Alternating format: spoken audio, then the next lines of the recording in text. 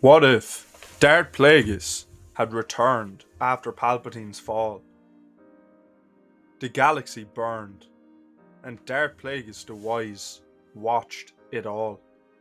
His apprentice, the one he had trained, the one he had trusted, had betrayed him.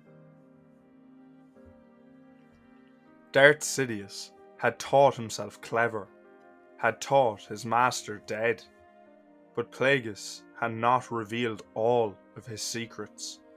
The art of manipulating midichlorians had been his greatest triumph, a discovery that went beyond simple preservation. It granted him something more, true immortality. And so, as he drew breath once more, his eyes opened to a galaxy that had forgotten him, a galaxy that would learn to fear his name again. But first, he would need an apprentice. In the darkness, a boy dreamed of the past. Petro was no longer a child, but the scars of his youth remained.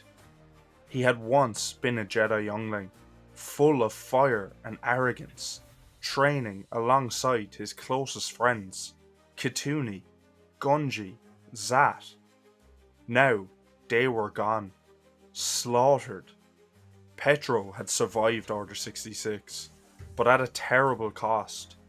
He had lived a life of running, of hiding, of watching everything he cared for be stripped away. His heart had hardened, his fate had shattered, and in his sleep he called out for them. Kituni, Gunji, please, don't leave me. From the shadows of the ruined temple, a figure emerged, tall, cloaked, deathless. Darth Plagueis. He had been watching, waiting. A boy with power, consumed by pain. A perfect apprentice. Petro awoke with a start, feeling the chill in the air. A presence, ancient, suffocating. The figure stepped forward. You called for the dead, his voice rasped. But the dead do not answer. Petro's breath hitched. Who are you? I am your salvation, Plagueis responded, and I will ensure you never feel helpless again. On the forsaken world of Abra, Petro was reforged in darkness. Plagueis was a patient teacher, colder than Sidious, wiser than Bane. He did not rush Petro's training, nor did he allow him to succumb to reckless hate. No, the boy's rage was a weapon, and weapons needed to be forged. The training was brutal, meditation and absolute isolation, combat against assassin droids programmed to kill, long hours of pain, of discipline, of breaking down everything the Jedi had once taught him. Plagueis did not hide the truth. The Sith do not promise power, he said. They demand it. They take it. And if you are weak, the galaxy will take it from you. Petro's hands shook with exhaustion. His mind was battered, his spirit tested. But he would not be weak again. When his training was complete, he was no longer a boy. He was a storm. And Plagueis, he smiled. His apprentice was ready. The galaxy rejoiced in the wake of Palpatine's death.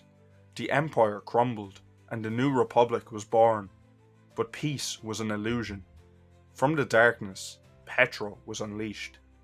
His first target, Wedge Antilles. The legendary pilot never saw it coming. A single strike of Petro's crimson blade, and a hero of the rebellion was dead.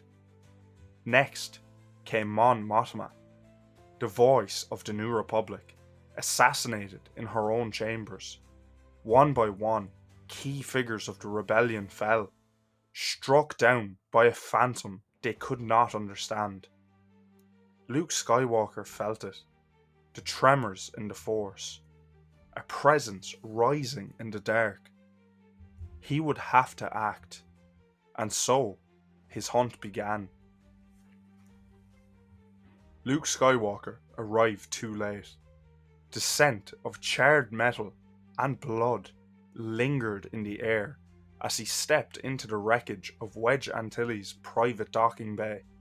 The walls were scarred with deep saber cuts, still smoking from the heat of a Sith's blade. The hangar was eerily silent, save for the soft hum of emergency lights flickering in the darkness. He knew before he even saw the body. Wedge lay crumpled near his starfighter, his flight suit torn, his chest bearing a smouldering wound. The angle was precise, efficient. Whoever had done this was not some mindless killer. They had studied Wedge's movements, his routine, and had struck at the perfect moment. Luke knelt beside his fallen friend, pressing his hand against the cooling fabric of Wedge's uniform. He closed his eyes, and he felt it. A presence, dark, cold, elusive. His head snapped up, eyes scanning the catwalks above the hangar. And there, just for a heartbeat, he saw him. A figure cloaked in black, watching from the shadows. Before Luke could react, Petro vanished, slipping into the darkness like a ghost. "Wait!" Luke called, his voice swallowed by the emptiness. He reached out with the Force, trying to grab a hold of Petro's presence, to pin him down, but it was like trying to catch smoke. No sooner did he grasp it than it shifted, faded, disappearing into the void. Luke stood there, jaw clenched. Whoever this was, they were not just a killer. The moment Luke stepped into Mon Mothma's private residence, he knew. It had happened again. The guards at the entrance were lifeless, their bodies still warm, their deaths eerily silent. The method was identical, precise slashes, single lethal strikes. No wasted movement, no theatrics, only purpose. He moved quickly, stepping through the opulent corridors until he reached the grand study, and there, beneath the dim glow of an ornate chandelier, lay the leader of the New Republic. Mon Mothma's eyes were still open, frozen in shock. Her elegant robes were soaked with crimson, her frail hands clutching at a wound she had never seen coming. Luke exhaled, a slow, steady breath. Then, that feeling returned. The hairs on the back of his neck rose. A whisper in the Force, a presence. He turned just in time to see the flicker of movement in the reflection of a glass window. Petro. Luke ignited his saber in an instant, emerald light flooding the room as he rushed forward. Too slow. A single blink, and Petro was gone. Luke skidded to a halt, his breath heavy, his heart pounded in his chest. He had never felt something like this before. The dark side was always overwhelming, suffocating. But this was different. It was hollow, like chasing a shadow through an endless abyss. Then he heard it, a voice in his mind, ancient, cold, amused. "Come, Skywalker, you know where this road leads." And he did. The darkness was calling him to Malachor. Plagueis had chosen Malachor for a reason. The planet was soaked in ancient darkness, a world where Jedi had fallen before, where Sith had carved their power into the bones of the dead. It was here that he would end the last of the Jedi. Luke landed on Malachor beneath a storm-choked sky. The air was thick with the weight of the past. Ancient Sith temples, shattered war machines, and the fields of petrified corpses surrounded him like a silent graveyard. The world itself pulsed with dark energy, its very soil tainted by centuries of bloodshed. Then he felt it, a presence waiting for him in the ruins, a familiar presence. Petro. Luke approached cautiously, his emerald blade igniting with a sharp snap hiss. His voice was steady but firm. "You don't have to do this." Petro stepped into the light, his crimson saber casting a glow over his scarred face. His eyes were hollow, empty, yet filled with fury. "You think I want peace?" he spat. "You abandoned us. The Jedi let my friends die." Luke's grip tightened. "I would have saved you." Petro snarled, "I don't need saving." And he attacked. Their sabers clashed in a burst of colour, sending sparks flying across the ruins. Petro fought with ferocity, a storm of relentless strikes and unpredictable movements. He was fast, too fast for someone who had once been a Jedi youngling. Plagueis had trained him well, but Luke had fought against the darkness before. He didn't meet Petro's rage with rage. He didn't match his power with power. Instead, he waited, watching, studying. Petro was strong, but he was reckless. A gap in his defense, a single mistake. Luke found his opening and struck. His saber carved through Petro's shoulder, sending the Sith apprentice staggering back. Petro clutched his wound, breathing heavily, fury twisting his expression. "You're not strong enough," Luke said, voice heavy with regret. Petro roared and lunged again. Luke's saber slashed clean through his chest. For a moment, there was only silence. Petro stumbled, his grip on his weapon loosening. His knees buckled, and he collapsed to the ground, the crimson light of his saber flickering out. Luke knelt beside him, watching as the life drained from his eyes. Petro's lip trembled. In his final breath, he whispered a name. "Gunji." And then he was gone. And Luke felt nothing but sorrow.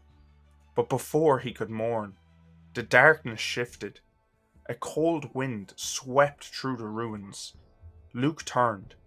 A shadow loomed over him. And from the blackness, Plagueis stepped forth. Darth Plagueis regarded Luke with quiet amusement. "You fight well," he said, "but you are a child, playing with your father's sword." Luke's green saber ignited once more. "Then I'll prove you wrong."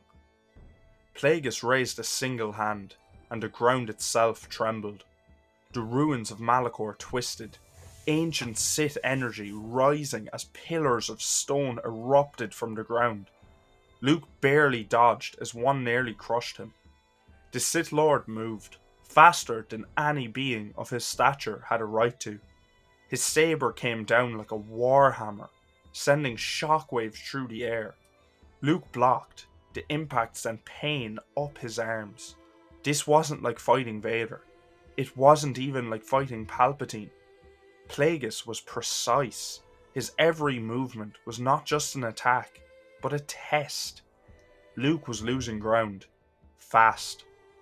Plagueis suddenly gestured, and the air around Luke collapsed. The Jedi was crushed by unseen hands, lifted into the air as if gripped by an invisible vice. "You see now, don't you?" Plagueis murmured.